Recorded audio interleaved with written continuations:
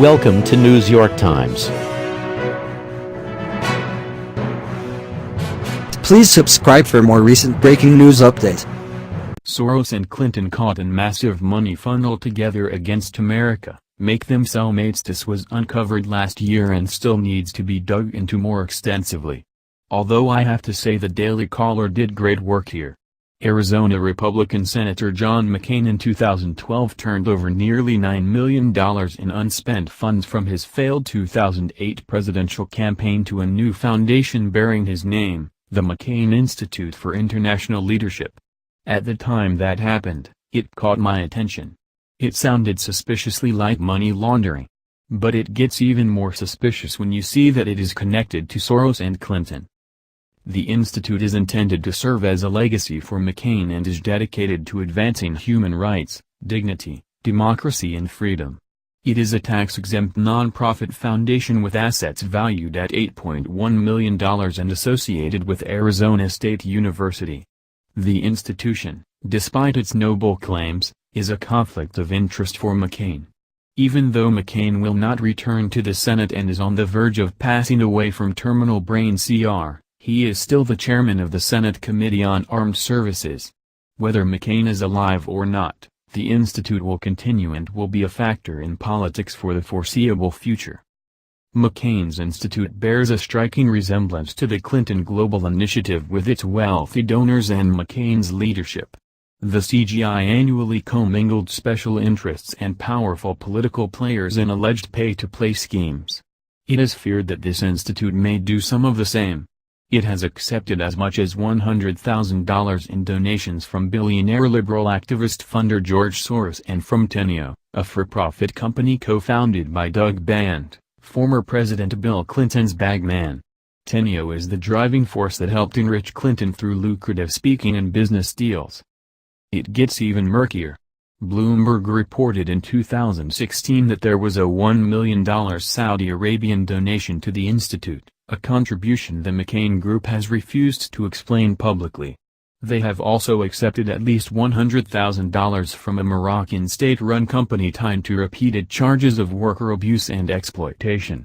The McCain Institute has also received at least $100,000 from the Pivotal Foundation, which was created by Francis Najafi, who owns the Pivotal Group, a private equity and real estate firm. The Pivotal Foundation has over the last several years given at least $205,000 to the National Iranian American Council, NIAC, which has been a vocal advocate for the Iranian nuclear deal the Obama administration negotiated. Trending: vets speechless after what they caught Trump's Navy SEAL secretary doing at memorial before sunrise. Per the Daily Caller. The NIAC website claims the group is a nonpartisan, non-profit organization dedicated to strengthening the voice of Iranian Americans and promoting greater understanding between the American and Iranian people.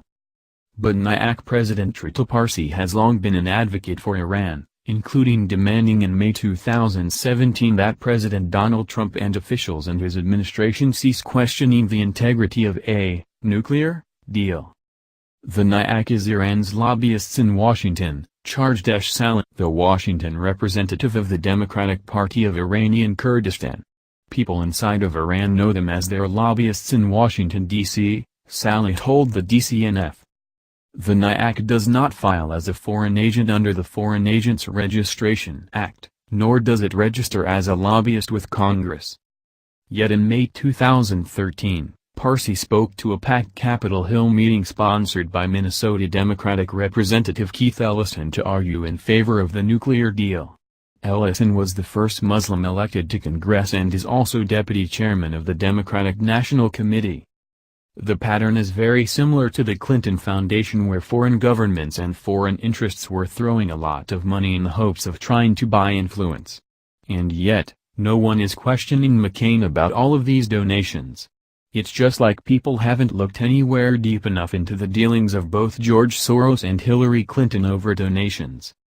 Lawrence Noble, general counsel for the Campaign Legal Center, said that accepting contributions in the name of a sitting senator like McCain raises troubling issues.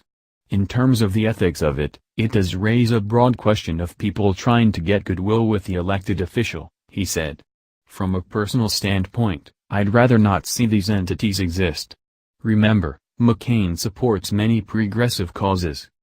Charles Ortel, a retired Wall Street investment banker and philanthropy law expert, pointed out that high government officials such as John McCain, former Secretary of State, Hillary Clinton and President Barack Obama should not get involved with vehicles like these where substantial sums can be funneled over time in ways that at best, reeks of impropriety and at worst are public corruption.